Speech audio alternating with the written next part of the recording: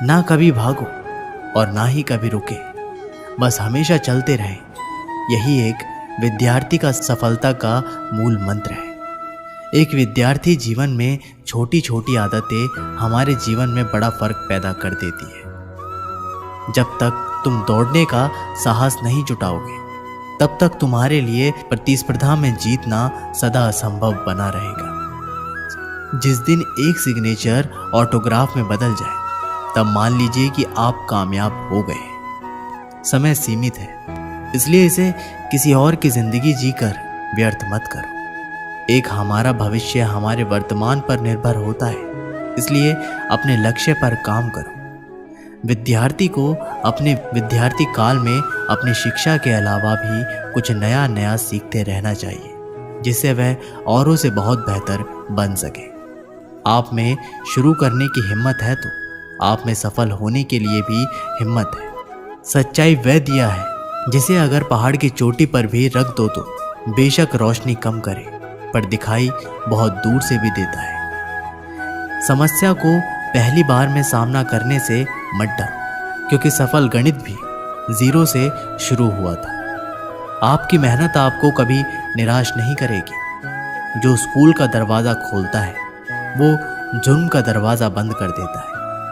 ये एक विद्यार्थी के जीवन की कड़वी सच्चाई है कि आजकल परीक्षा के परिणाम में विद्यार्थी कितने भी नंबर ला दे, तब भी उसका परिवार कभी खुश नहीं होता। इसलिए नंबर के बदले सीखने पर ज़्यादा ध्यान दें। एक परीक्षा कभी कठिन या आसान नहीं होती। जिस विद्यार्थी ने अच्छी मेहनत की हो, उसके लिए परीक्षा आसान होती है, और जिसने परीक्षा के लिए कोई मेहनत नहीं की हो, उसके लिए परीक्षा बहुत कठिन होती है। परीक्षा के समय डर सबको लगता है, पर फेल वही होता है जो पढ़ाई नहीं करते। जिज्ञासा एक ऐसी चमत्कारिक चीज़ है जिसे जितना चाहो उतना ज्ञान बिना किसी आलस और कोई भी थकान के पा सकते हो। विद्यार्थी को हमेशा जल्दी उठना चाहिए, क्योंकि जल्दी उठने से वह इतना सारा टाइम बचा देगा जिससे वह अपने प्रतिस्पर्धा को बहुत ही आसानी से हरा देगा। सफल और असफल विद्यार्थी में एक ही फर्क होता है। एक सफल विद्यार्थी शिक्षा के अलावा किसी और चीज़ पर ध्यान नहीं देता, जबकि असफल विद्यार्थी शिक्षा के अलावा सब पर ध्यान देता है। अगर आप अपने रूम में सबसे होशियार विद्यार्थी हैं, तो आप गलत रूम में हैं।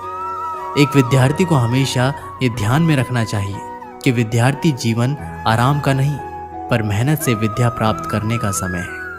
हारने वाला विद्यार्थी जीतने वाले विद्यार्थी पर ध्यान देता है, जबकि जीतने वाले विद्यार्थी सिर्फ जीतने पर ध्यान देते हैं। लोग आपके बारे में क्या सोचते हैं, उससे ज़्यादा महत्वपूर्ण ये है कि आप लोगों के बारे में क्या सोचते हो, क्योंकि यही चीज़ आपका चरित्र निर्धारित करती है।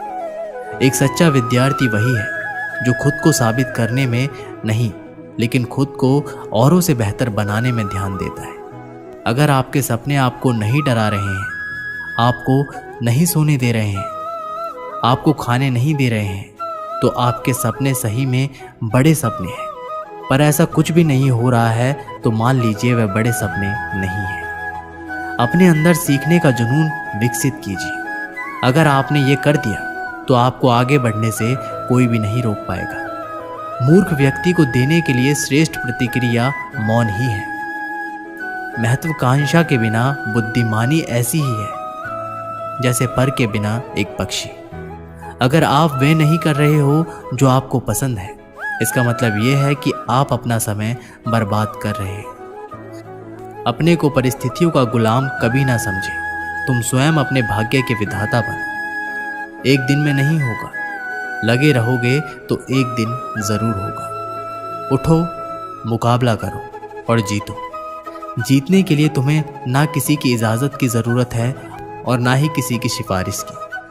क्या आपने ऐसा कोई निर्णय लिया है जो वर्तमान में रिस्की है, पर आने वाले समय में बेहतरीन साबित होगा? अगर आपका जवाब हाँ है तो बहुत अच्छी बात है, पर अगर ना आए तो ज़रूर सोचिए और लीजिए। परफेक्ट परिस्थिति का इंतज़ार मत कीजिए। आज से अपने लक्ष्य को पाने के लिए पूरी ताकत झोंक दीजिए। सफलता इंतज़ार से नहीं, काम करने से मिलेगी। मैं रास्ते बदलता नहीं हूँ, रास्ता बनाता हूँ। सबको दो अवसर मिलते हैं, कुछ समय की तकलीफ और लंबे समय का आराम, या कुछ समय का आराम या लंबे समय की तकलीफ। पता नहीं अंधविश्वास लोग दूसरा अवसर ही चुनते हैं। बड़े निर्णय लेते हुए डरना गलत नहीं है, पर डर के कारण बड़े निर्णय ना लेना गलत है। सफलता के लिए जीनियस से कहीं ज़्यादा ज़रूरी है कॉमन सेंस होना। कम शिकायतें, कम बहाने, कम टालम टोल, अधिक सफलता पाने का यही मूल मंत्र है। कभी कभी आपकी सफलता की राह में सिर्फ एक व्यक्ति बाधक होता है, वह जिसे शीशे में आप हर दिन देखते हैं। उन सभी रास्तों को छोड़ दो जो मंजिल की तरफ नहीं आते, भले ही कितने भी खूबसूरत हो। बोलकर पछताने से ना बोलना बेहतर है। ये महत्वपूर्ण नहीं है कि आप सफल हैं या नहीं, महत्वपूर्ण ये है कि आप उतने सफल हुए हैं या नहीं जितनी आपके भीतर क्षमता थी। विद्यार्थियों के अच्छे जीवन के लिए उनको मोटिवेट करना बहुत ही ज़रूरी है, क्योंकि मोटिवेशन उस बीमारी की दवा है जो विद्यार्थी को उनके लक्ष्य से नहीं भटकने देती। बहुत से विद्यार्थियों की ज़िंदगी में ऐसा पल भी आता है जिस समय उनको मोटिवेशन की बहुत ही आवश्यकता होती है, क्योंकि जब किसी बच्चे की लाइफ में दुख या परेशानी होती है, उस समय वे अपने तय किए गए लक्ष्य से दूर चले जाते हैं। और यही वह कठिन समय होता है जिसमें उनको एक अच्छी प्रेरणा और मोटिवेशन की ज़रूरत होती है। स्टूडेंट लाइफ जीवन के हर एक ज़िंदगी से बेहतर मानी जाती है, क्योंकि इस ज़िंदगी में विद्यार्थी बिल्कुल स्वतंत्र रूप से जीवन को जीते हैं, और इस समय विद्यार्थी की एबिलिटी कार्यों को करने के प्रति बहुत ही ज़्यादा होती है। इसके साथ साथ इस लाइफ में विद्यार्थी अपने आप को बहुत ही एक्टिव रखता है, जिससे वे किसी भी कठिन प्रश्न का या लंबे उत्तर को आसानी पूर्वक समझ सकता है, क्योंकि ये उम्र बहुत ही चंचल माना जाता है। यदि उन विद्यार्थियों को उनके दुख के समय अच्छे विचार और महत्वपूर्ण मोटिवेशन बातों को बताया जाए, तो वे अपने लक्ष्य से परे नहीं होते, बल्कि अपने सपनों को पूरा करने के रास्ते में चल पड़ते हैं। इसलिए विद्यार्थी के जीवन में मोटिवेट विचार बहुत ही ज़रूरी है। दोस्तों, अब मैं आपको विद्यार्थी जीवन से जुड़ी कुछ ऐसी बातें बताता हूँ जिससे आपको पढ़ाई में मदद मिल सके और आप अपने लक्ष्य को प्राप्त कर सकें। जब आप पढ़ाई करने बैठे तो अपने आसपास से सभी ऐसी चीज़ों को हटा दें जो आपका ध्यान पढ़ाई से भटका सकती है। पढ़ाई करते समय ऐसी जगह बैठे जहाँ किसी भी तरह का कोई शोर शराबा ना हो। इसके साथ ही अगर आपके आसपास मोबाइल टीवी है तो उस जगह ना बैठे। कोशिश करें कि पढ़ने के लिए आप टेबल चेयर पर ही बैठें। इससे आप ज़्यादा देर तक पढ़ाई कर पाएंगे। और पढ़ाई करते समय फोकस बढ़ाने के लिए सबसे ज़रूरी है कि आप अपनी पढ़ाई के लिए एक रूटीन बना लें। टाइम टेबल बनाकर पढ़ाई की जाए तो हर चीज़ अच्छे से याद भी रहती है। इस टाइम टेबल को रोज़ाना फॉलो करना ज़रूरी है। इससे पढ़ाई समय से करने की भी आदत आसानी से बन जाएगी। साथ ही आप अच्छे से अपने स्टडी प्लान का पालन कर पाएंगे। रोज़ रोज़ एक ही समय पर पढ़ाई शुरू करने की आदत हो जाएगी तो पढ़ाई पर कंसंट्रेट और फोकस करने में भी आसानी होगी। हर रोज़ अपने लिए एक लक्ष्य निर्धारित करें। जब भी पढ़ाई करने बैठें तो अपने गोल पर ध्यान रखें कि आपको आज कितना पढ़ना है। जैसे कि आज आप पढ़ाई करने बैठे तो तय कर ले कि आज आपको किन चैप्टर को पूरा करना है, और इस गोल को पूरा करने के बाद ही आप अपनी जगह से उठेंगे। जब आप अपने तय किए गए स्टडी गोल्स को पूरा कर लेंगे तो आपको भी अच्छा लगेगा और आप रोज़ाना इसी तरह खुशी से पढ़ाई कर फोकस कर पाएंगे। और साथ ही साथ पढ़ाई के बीच में ब्रेक ज़रूर लें। कभी भी एक साथ पूरा सिलेबस ना पढ़ें। लगातार पढ़ाई करते रहने से आप लंबे समय तक कुछ भी याद नहीं रख पाएंगे। ऐसा करने से बचें। अगर आप चाहते हैं कि आपका पढ़ाई में और अच्छा फोकस हो तो आपको इस दौरान बीच बीच में छोटे छोटे ब्रेक लेने चाहिए। हालांकि इन ब्रेक्स में आपको टीवी या मोबाइल चलाने से दूर रहना चाहिए। कोशिश करें कि 30 से 40 मिनट की पढ़ाई करने के बाद आपको कम से कम 5 से 10 मिनट का ब्रेक ज़रूर लेना चाहिए। अक्सर आपने देखा होगा कि विद्यार्थी पूरा दिन घर में उछल कूद करता रहता है, ज़्यादा से ज़्यादा बाहर खेलता है, लेकिन जैसे ही उसको पढ़ने के लिए बैठाया जाता है उसे आलस या सुस्ती आने लगती है और वह पढ़ाई से कतराने लगता है। आपने सुना होगा, जो समय के साथ चलता है वो पूरी दुनिया जी सकता है। समय एक ऐसा चक्र है जो रंक को राजा बना सकता है और राजा को रंक बना सकता है। इसलिए समय के महत्व को समझिए और उसका उपयोग कीजिए, दुरुपयोग नहीं। ये फिर लौटकर नहीं आने वाला, इसलिए इसके साथ चलिए, ना आगे और ना पीछे, केवल साथ। और आप अपने प्रति अनुशासित रहें, क्योंकि एक विद्यार्थी की पहचान उसका अनुशासन ही होता है। जब आप अनुशासित होंगे तब आपको ये ज्ञात होगा कि कौन सा कार्य करना आवश्यक है और कौन सा नहीं। किसी विद्यार्थी के पास अनुशासन होना ही उसकी सबसे बड़ी सीख है। आपको सोचकर परेशानी हो रही होगी कि आखिर ये मैनेज कैसे होगा। जाहिर सी बात है, परेशानी तो होगी ही, क्योंकि इसे भी आपको ही मैनेज करना है। मैं आपको एक बात याद दिला दूं कि जो काम शुरू में कष्टदायक होता है वो बाद में फलदायक भी होता है। इसलिए परेशानियों से घबराएं नहीं, आगे बढ़ें और उसका सामना करें। सोने के लिए भी समय निर्धारित करें। प्रत्येक विद्यार्थी को कम से कम 6 से 7 घंटे तक सोना चाहिए। इससे शरीर पहले की तुलना में ज़्यादा सक्रिय रहता है, जिससे विद्यार्थी के स्मरण शक्ति में वृद्धि होती है, जो पढ़ाई के दौरान ज़्यादा फायदेमंद होता है। अक्सर विद्यार्थी द्वारा पूछा जाता है कि पढ़ाई कैसे करें ताकि मन लगे। इंसान का मन बहुत चंचल होता है, एक पल में यहाँ तो दूसरे पल में वहाँ चला जाता है। इसलिए हमें पढ़ाई करते समय इस बात का ध्यान रखना चाहिए कि नेगेटिव थिंकिंग और ऐसी किसी भी तरह की बात हमारे मस्तिष्क में ना आए जिससे हमारा मन डाइवर्ट हो। मन को काबू में करना बहुत बड़ा काम होता है, पर ये जो संभव कर लेता है वो अपनी सफलता से कभी नहीं चूकता। इसलिए कोशिश करें मन को विभाजित करने वाली यादों से दूर रहे। ऐसा हर विद्यार्थी के साथ होता है। जब वह पढ़ने बैठता है तो उसके मन में कई प्रकार के विचार, तथ्य और उनके द्वारा बुने गए इमेजेस उनके सामने आने लगते हैं और वो धीरे धीरे उनमें खोने लगते हैं, जिससे उनका ध्यान पढ़ाई से हट जाता है। पढ़ते कुछ है और दिखाई कुछ और देता है। इसका मुख्य 2 वजह होती हैं। पहला, उसको उस समय पढ़ने में रुचि नहीं है, और दूसरा, आप बहुत चिंतित हो। कोशिश करें तनाव से दूर रहने की। दोस्तों के साथ अपना ज़्यादा टाइम स्पेंड करना पढ़ाई में मन नहीं लगने की सबसे बड़ी वजह बन जाती है। वो इसलिए कि दोस्तों के साथ समय का पता नहीं चलता, जिससे आपकी पढ़ाई का समय निकल जाता है, जो आपको बाद में चिंतन करने पर मजबूर कर देता है। जैसे आज तो पढ़ाई करने का समय निकल गया, क्या करूं आदि। इसलिए समय उतना ही दोस्तों के साथ बिताइए जितना सीमित हो, और बाकी समय अपनी पढ़ाई पर ध्यान दें। सिर्फ सोच इतनी शक्तिशाली होती है जो सही और गलत में भेद कर सकती है, जो व्यक्ति को ऊपर उठा सकती है और नीचे गिरा सकती है। संसार की सबसे महंगी पुस्तक, सबसे बड़ा प्रेरक और मूल्यवान विचार आपके अंदर 1% का भी परिवर्तन नहीं ला सकते, यदि आप बदलना ना चाहें तो। जो जानते नहीं इसलिए नहीं कर पाते, वे अज्ञानी हैं। जो सब कुछ जानते हैं फिर भी अमल नहीं करते, वे मूर्ख हैं। सफलता मुझे घमंड में चूर ना करे और असफलता से मुझ में ही भावना ना भरे। मैं ऐसी श्रेष्ठता पाना चाहता हूँ।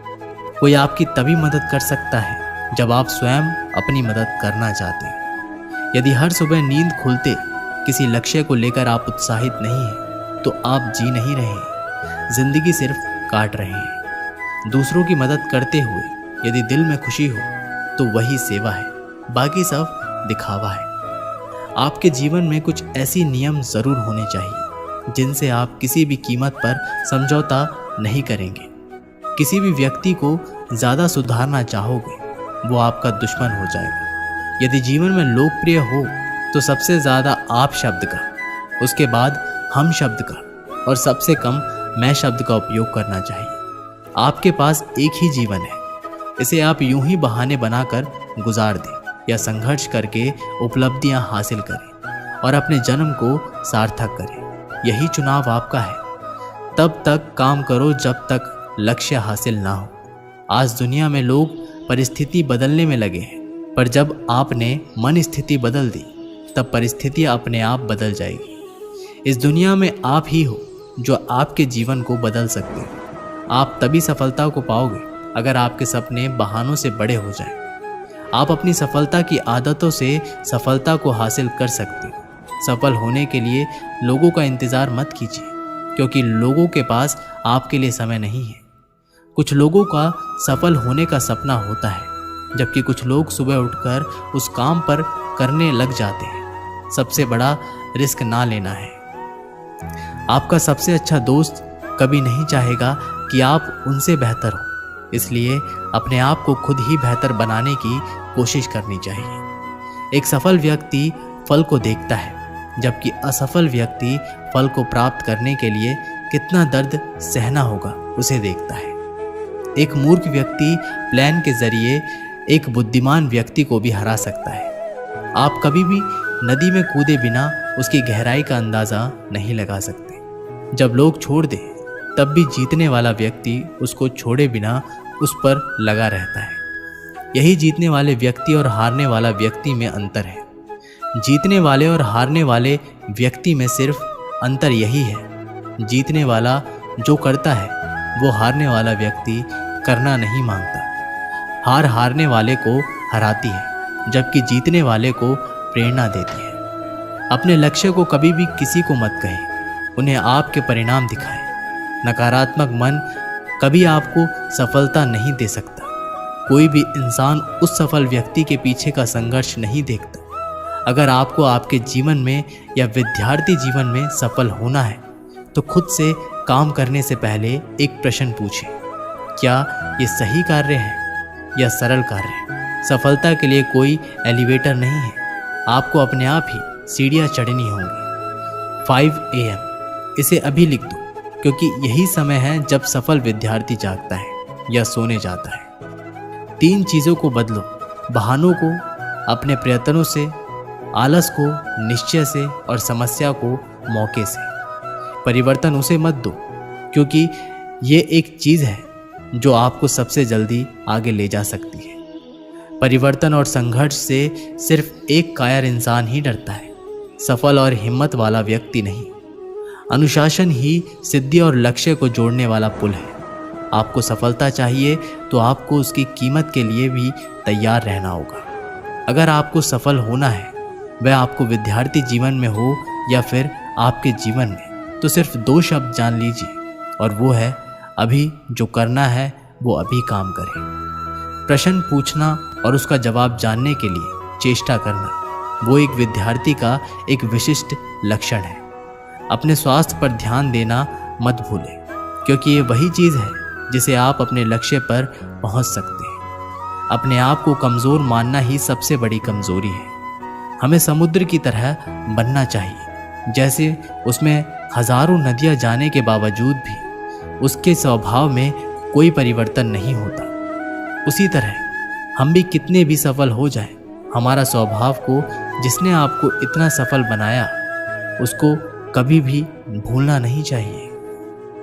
एक दिन की बात है, 2 मित्र सोहन और मोहन अपने गांव के मंदिर की सीढ़ियों पर बैठकर बात कर रहे थे। इतने में एक तीसरा व्यक्ति जतिन उनके पास आया और उनकी बातों में शामिल हो गया।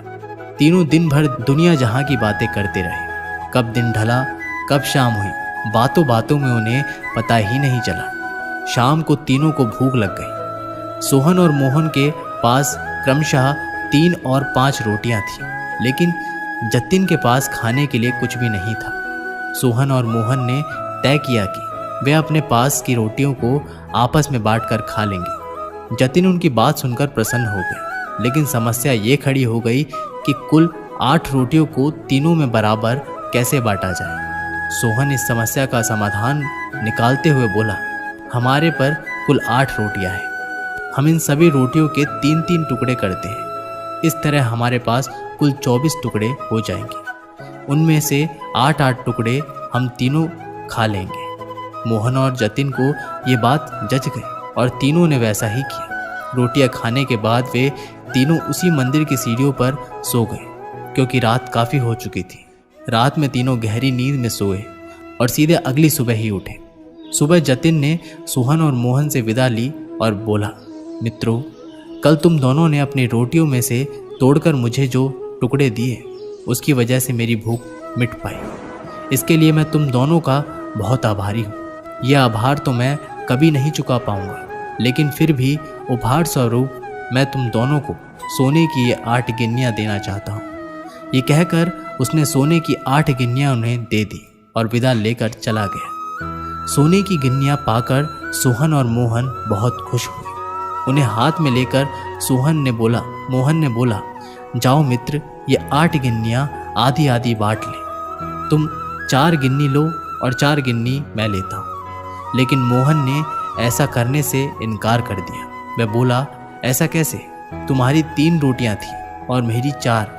मेरी रोटियां ज़्यादा थी, इसलिए मुझे ज़्यादा गिन्नी मिलनी चाहिए। तुम गिन्नी लो और मैं 5 लेता हूँ। तुम 3 गिन्नी लो, मैं 5 लेता हूँ। इस बात पर दोनों में बहस छिड़ गई। बहस इतनी बढ़ गई कि मंदिर के पुजारी को बीच बचाव के लिए आना पड़ा। पूछने पर दोनों ने एक दिन पहले का किस्सा और सोने की गिन्नियों की बात पुजारी को बता दी। साथ ही उनसे निवेदन किया कि वे ही कोई निर्णय करें। वे जो भी निर्णय करेंगे उन्हें स्वीकार होगा। यूं तो पुजारी जी को मोहन की बात ठीक लगी, लेकिन वे निर्णय में कोई गलती नहीं करना चाहते थे। इसलिए बोले, अभी तुम दोनों ये गिन्नियाँ मेरे पास छोड़ जाओ। आज मैं अच्छी तरह से सोच विचार कर लेता हूँ।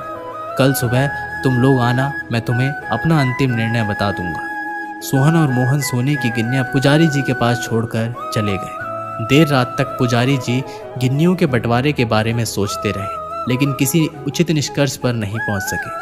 सोचते सोचते उन्हें नींद आ गई। वो सो गए। नींद में उन्हें एक सपना आया। उस सपने में उन्हें भगवान दिखाई पड़े।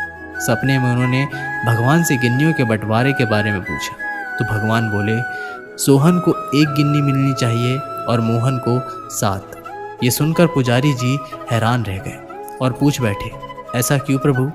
तब भगवान जी बोले, देखो, सोहन के पास 3 रोटियां थी जिससे उसने 9 टुकड़े किए।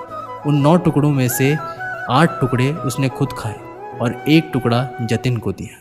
वही मोहन ने अपनी 5 रोटियों में से 15 टुकड़े किए और उसमें से 7 टुकड़े जतिन को देकर खुद 8 टुकड़े खाए। क्योंकि सोहन ने जतिन को 1 टुकड़ा दिया था और मोहन ने 8, इसलिए सोहन को 1 गिन्नी मिलनी चाहिए और मोहन को 7।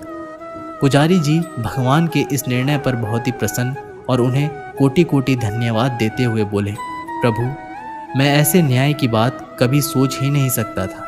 अगले दिन जब सोहन और मोहन मंदिर आकर पुजारी जी से मिले तो पुजारी जी ने उन्हें अपने सपने के बारे में बताते हुए अंतिम निर्णय सुना दिया और सोने की गिन्नियाँ बांट दी। दोस्तों, इस कहानी से हमें सीख मिलती है कि जीवन में हम जब भी कोई त्याग करते हैं या काम करते हैं तो अपेक्षा करते हैं कि भगवान इसके बदले हमें बहुत बड़ा फल देंगे। लेकिन जब ऐसा नहीं हो पाता तो हम भगवान से शिकायत करने लग जाते हैं। हमें लगता है कि इतना कुछ त्याग करने के बाद भी हमें जो प्राप्त हुआ वो बहुत कम है। भगवान ने हमारे साथ अन्याय किया है, लेकिन वास्तव में भगवान का न्याय हमारी सोच से परे है। वह महज हमारे त्याग को नहीं बल्कि समस्त जीवन का आकलन पर निर्णय लेते हैं। इसलिए जो भी हमें मिला है उसमें संतुष्ट रहना चाहिए और भगवान से शिकायत नहीं करनी चाहिए, क्योंकि भगवान का निर्णय सदा न्याय संगत होता है और हमें जीवन में जो भी मिल रहा होता है वो बिल्कुल सही होता है। तो दोस्तों, ये वीडियो यहीं पर समाप्त होती है। आशा करते हैं कि आप लोगों ने इस वीडियो से बहुत कुछ सीखा होगा। मिलते हैं एक नई वीडियो के माध्यम से। तब तक के लिए अपना ख्याल रखिएगा।